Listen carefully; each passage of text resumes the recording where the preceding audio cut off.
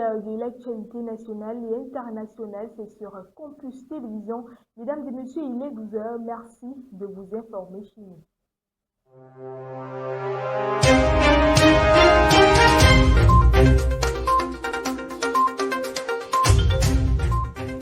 À la une de cette édition, interdiction des uniformes assimilables à ceux de l'armée.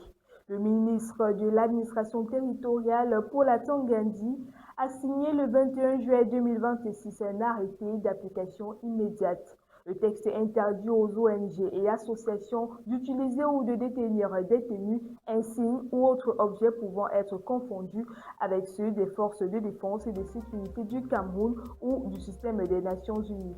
Les responsables disposent donc de 15 jours pour restituer ces équipements aux autorités administratives de leur lieu de résidence.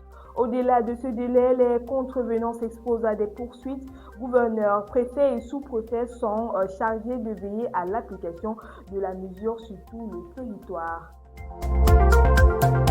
Au Nigeria, la Banque centrale garde son taux à 26,5%. Prudence à Abuja face au risque d'inflation. La Banque centrale du Nigeria a laissé son taux directeur inchangé à 26,5%. La décision a été prise lors de la réunion du comité de politique monétaire. Le gouverneur explique ce choix par la prudence. Les tensions entre les États-Unis et l'Iran pourraient faire grimper les prix du pétrole, du transport et des produits de consommation au Nigeria.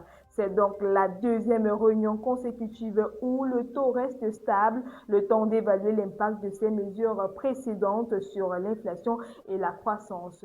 Avec ce maintien, le coût du crédit reste élevé alors que la Banque centrale poursuit son combat contre l'inflation.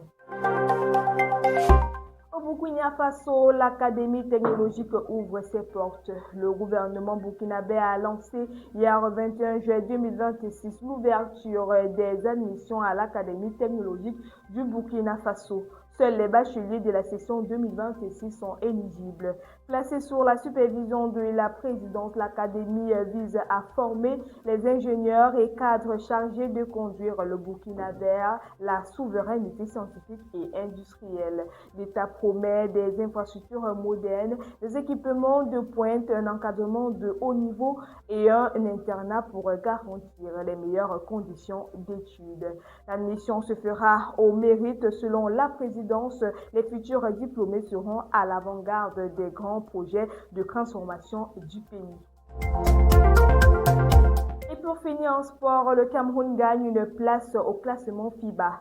Le basketball camerounais poursuit sa remontée sans encore franchir le cap.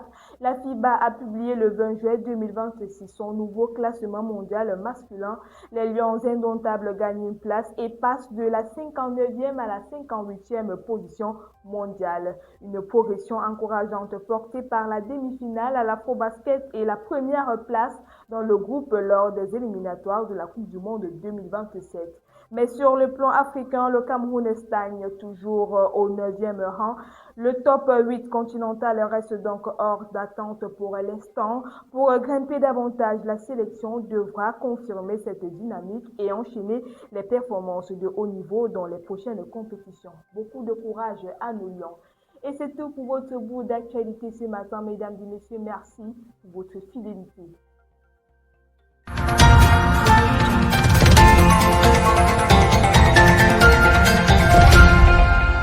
Campus TV, nous sommes ensemble.